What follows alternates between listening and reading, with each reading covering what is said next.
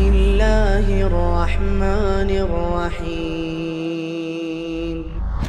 Agar dia mendapatkan apa maksud dari bulan Ramadan tersebut. Maka maksud dari bulan Ramadan tersebut yang pertama adalah la'allakum tattaqun, agar kita menjadi orang-orang yang bertakwa. Ini adalah tujuan utamanya. Tetapi tentunya setiap dari kita apabila kita berintrospeksi, masih ada sebagian dari kita yang sepertinya sulit, Ustaz, untuk menjadi orang yang bertakwa. Karena ciri-ciri orang yang bertakwa yang Allah Subhanahu wa taala sebutkan di dalam Al-Qur'an, ciri-ciri orang yang bertakwa yang disebutkan oleh Nabi sallallahu alaihi wasallam, sepertinya standarnya begitu tinggi buat saya. Saya terlalu banyak maksiatnya, saya terlalu banyak kekurangannya. Dan yang paling penting adalah saya belum ada niat ke situ. Saya belum ada niat untuk menjadi orang yang bertakwa. Maka minimalnya adalah apabila memang seperti itu keadaannya dan itu merupakan sebuah musibah, maka jangan sampai kita menjadi orang yang didoakan oleh Nabi sallallahu alaihi wasallam dalam sabdanya, man adraka Ramadan falam yughfar lah. Jangan sampai kita menjadi orang yang masuk dalam bulan Ramadan tetapi tidak diampuni oleh Allah Subhanahu wa taala. Sehingga pertama adalah target kita menjadi orang yang bertakwa. Apabila kita memang tidak niat untuk menjadi orang yang bertakwa, masih doyan dengan maksiat, masih senang hura-hura, masih senang bermaksiati Allah Subhanahu wa taala, maka turun target kedua, jangan sampai kita keluar dari bulan Ramadan tidak diampuni oleh Allah Subhanahu wa taala. Itu minimumnya. Maka tentunya kejujuran itu sangat penting dalam memulai bulan Ramadan. Sebagaimana dikisahkan di dalam Al-Quran tentang orang-orang yang memang dia tidak senang berjihad di jalan Allah Tabaraka wa Ta'ala, maka tatkala Rasul alaihi salatu wassalam meninggalkan mereka, maka mereka pun gembira. Luput dari jihad fisabilillah, maka mereka pun gembira, senang, gak ikut jihad bersama Rasulullah sallallahu alaihi wasallam. Maka Allah Subhanahu wa taala ceritakan keadaan mereka. Kata Allah Subhanahu wa taala, fa in raja'akallahu ila ta'ifatin minhum. Nanti kalau kamu wahai Rasul pulang berjumpa dengan sekumpulan orang-orang yang gembira ketika ketaatan itu justru luput dari mereka, mereka itu yang pertama pasti akan bilang yasta'dzanuk lil khuruj. Mereka akan mengemukakan segala alasan-alasan kenapa dia nggak ikut jihad fisabilillah. Saya ini, saya itu, saya ini, saya itu, segala macam.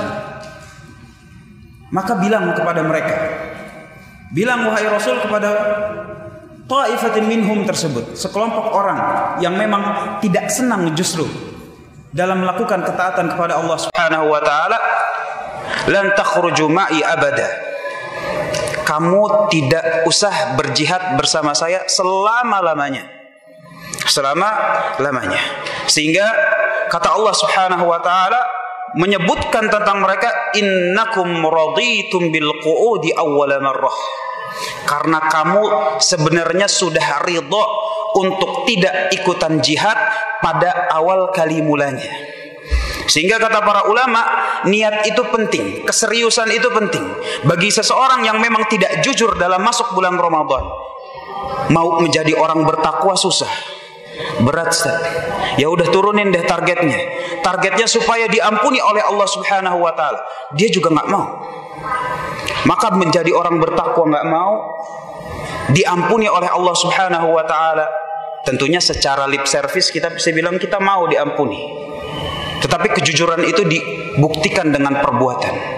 Artinya kalau takwa aja kita nggak mau berusaha ke sana, dan untuk diampuni oleh Allah Subhanahu wa taala pun kita juga nggak mau ke sana, maka ini merupakan tanda musibah bagi seorang hamba tersebut, karena dia telah luput dari target minimum puasa. Man adraka Ramadan falam yughfar lah.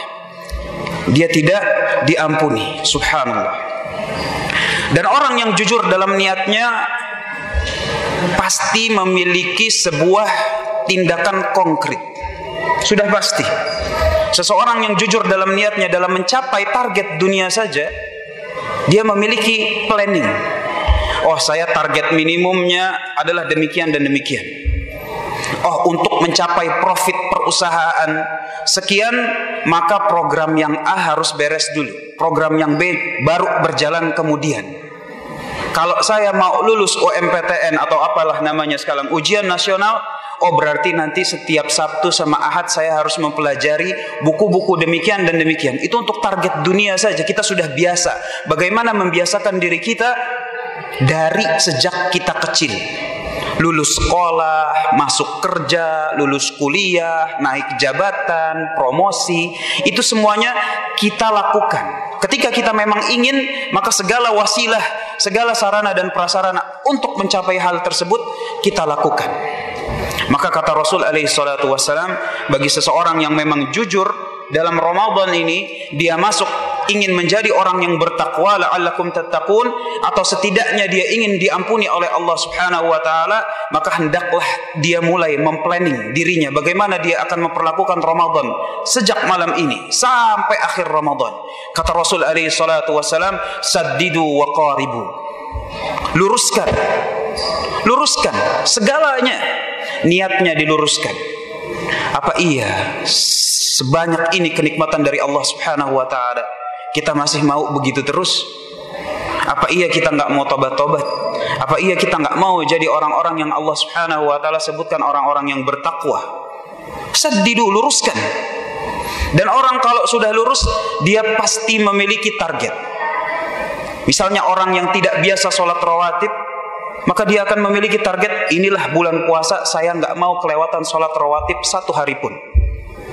Disesuaikan. Apabila dia sudah sholat rawatib tapi tidak biasa sholat duha, dia pasang target, inilah bulan di mana saya mau memulai sholat duha. Kalau dia misalnya tidak biasa membaca Al-Quran, dia pasang target, inilah bulan di mana saya akan membaca Al-Quran tiap hari. Dipasang targetnya. Yang paling tahu tentang diri kita itu kita sendiri. Kita tahu keadaan iman kita tahu kebiasaan ibadah-ibadah kita. Saddidu, maka setelah ditargetkan waqaribu, kata Rasul alaihi salatu wasallam. Kalau udah pasang target, yang penting minimumnya itu sudah kelar, nanti maksimumnya setidaknya kalau memang tidak mampu, qaribu, didekatkan, ditarik. Kalau memang kita masih ragu-ragu, kayaknya bertakwa berat, Ustaz, harus gini, harus gitu, harus gini, harus gitu, qaribu, dekatkan.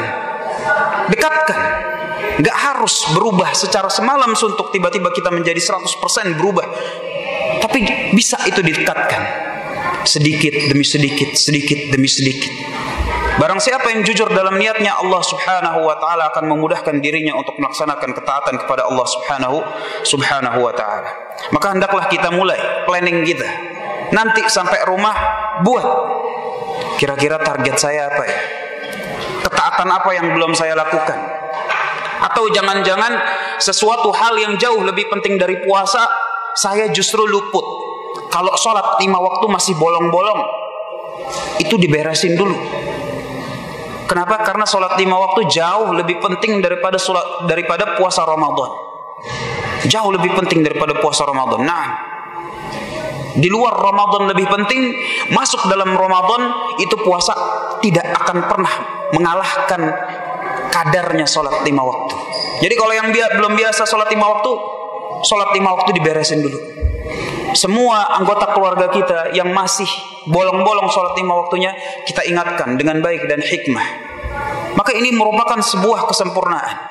Ini merupakan sebuah arah untuk menjadi orang yang lebih baik, untuk menjadi orang yang lebih baik. Maka tentunya bagi orang yang memang dia itu ada niat berubah tapi tidak tahu harus mulai dari mana, ini adalah Ramadan momen yang tepat. Adapun orang yang memang sudah membiasakan dirinya taat kepada Allah Subhanahu wa taala, maka ketahuilah bahwa Ramadan itu adalah sebuah fase yang panjang. Sebuah fase yang panjang. Jangan diforsir sekarang, alhamdulillah. Kenapa? Karena biasanya seseorang yang belum biasa memforsir dirinya, maka dia akan kelelahan di belakangnya. Maka pelan-pelan Orang yang sudah biasa memberikan ketaatan kepada Allah Subhanahu wa taala, maka tingkatkan ketaatan itu sedikit demi sedikit. Yang namanya mesin itu ada pemanasan. Atlet itu ada pemanasan, enggak langsung dia terjun ke perlombaan. Maka ditingkatkan sedikit demi sedikit. Apabila sholat duhanya, alhamdulillah Ustaz ana sudah sholat duha 2 rakaat, 4. Kalau sudah biasa baca Quran, mungkin harus ditambahin. Ana mau ngafal sekarang, boleh. Sedikit demi sedikit. Untuk apa? Untuk nanti menyiapkan, membiasakan diri kita di fase terakhir perlombaan nanti. Karena orang yang sudah berbiasa dia melakukan ketaatan kepada Allah Subhanahu wa taala, maka tentunya visinya berbeda dengan orang yang baru mau berubah. Orang yang sudah biasa berbuat ketaatan kepada Allah Subhanahu wa taala, ketika Ramadan datang, maka dia sudah mendambakan bagaimana itu meraih Lailatul Qadar. Bagaimana itu meraih kenikmatan beribadah kepada Allah Subhanahu wa taala di 10 hari yang terakhir.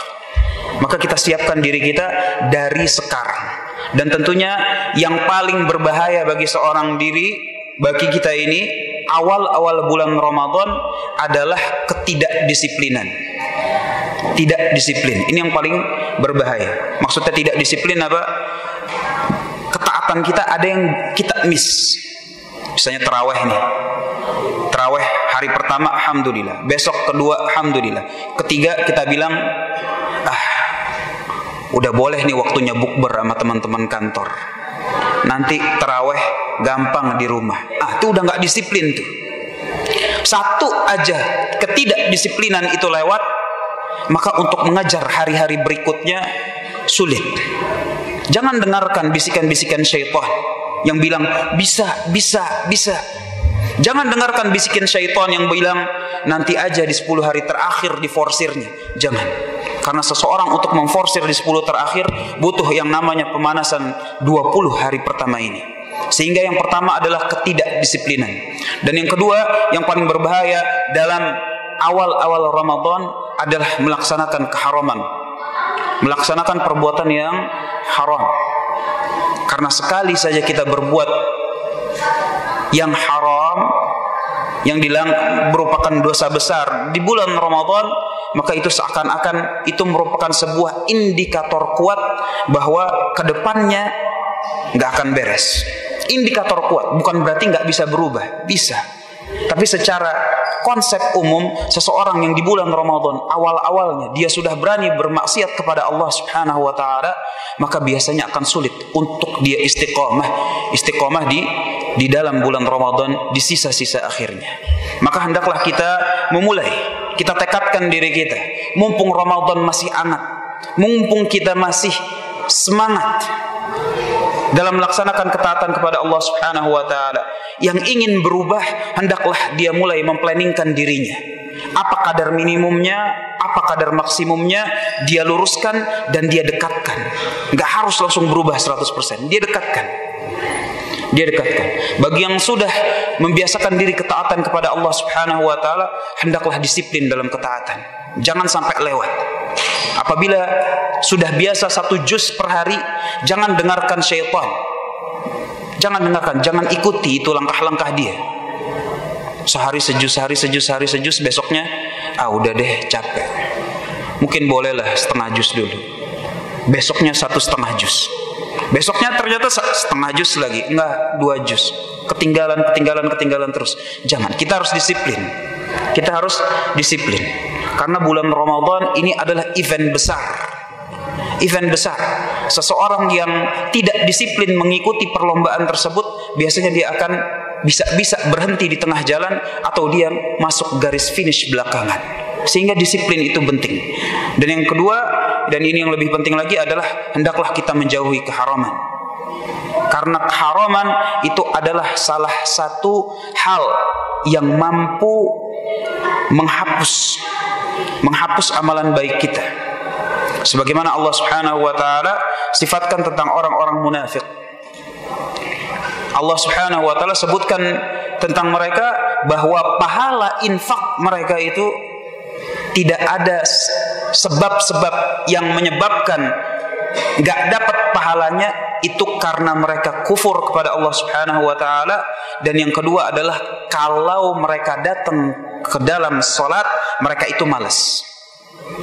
Jadi Allah Subhanahu wa taala sebutkan bahwa salah satu sebab kenapa infak mereka itu tidak mendapatkan pahala karena kalau sholat males. Kita nggak ngomongin yang nggak sholat loh, sholat males, tetapi infaknya gara-gara yang seperti itu Allah Subhanahu wa taala tidak memberikan pahala terhadap mereka. Sehingga keharaman di dalam bulan Ramadan, apabila di luar Ramadan saja haram, masuk bulan Ramadan tentunya kadar penekanan keharamannya itu jauh lebih besar, dan apabila dilanggar tentunya memberikan efek yang lebih dahsyat terhadap keimanan kita. Sehingga disiplin dan jangan sampai kita jatuh kepada keharaman sesuatu yang telah dilarang oleh Allah Subhanahu wa taala dan Rasulnya. Maka dengan demikian kita mulai pelan-pelan, tambah ketaatan per hari demi per hari ditambah terus, jangan sampai putus, sehingga nanti mulai masuk 10 hari terakhir kita masuk bagaikan orang yang memang kuda. Namanya kuda, seperti Ibnu Rajab rahimahullahu taala. Ibnu Rajab itu mengumpamakan bahwa Ramadan itu layaknya perlombaan kuda-kuda pacu. Kuda pacu itu ketika masuk putaran terakhir dia itu makin kencang dan bukan makin pelan. Itu kuda pacu. Ketika masuk putaran terakhir dia makin kenceng dan bukannya makin pelan. Sehingga kita harus berpikir ke arah sana, gimana caranya supaya makin lama makin kenceng, dan bukannya kenceng di sekarang, tapi nanti ketika mulai putaran terakhir kita malah loyo. Jangan sampai kalah sama kuda pacu. Kuda pacu aja faham. Maka tentunya orang yang beriman kepada Allah Subhanahu wa taala, yang mengharapkan ridhonya, yang mengharapkan surganya Allah Subhanahu wa taala, maka dia harus bertekad kuat untuk melaksanakan ketaatan kepada Allah Subhanahu wa taala, bertekad kuat untuk mendorong dirinya agar menjadi orang-orang yang bertakwa, sehingga Allah Subhanahu wa taala memasukkan dirinya ke dalam surga dan mengampuni segala dosanya yang telah berlalu. Mungkin demikian yang bisa saya sampaikan.